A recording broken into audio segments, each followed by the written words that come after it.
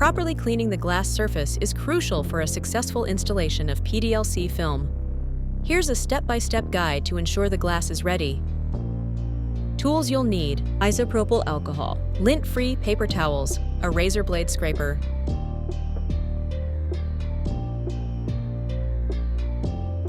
Start by spraying a generous amount of isopropyl alcohol onto the glass.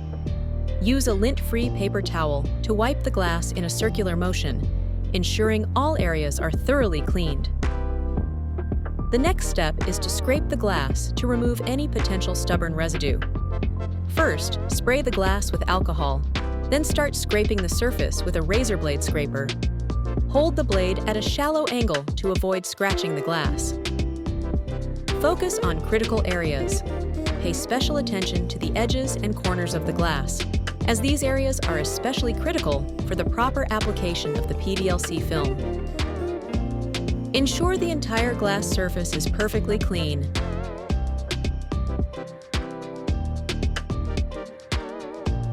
After scraping, wipe the surface with a paper towel while spraying it again with isopropyl alcohol.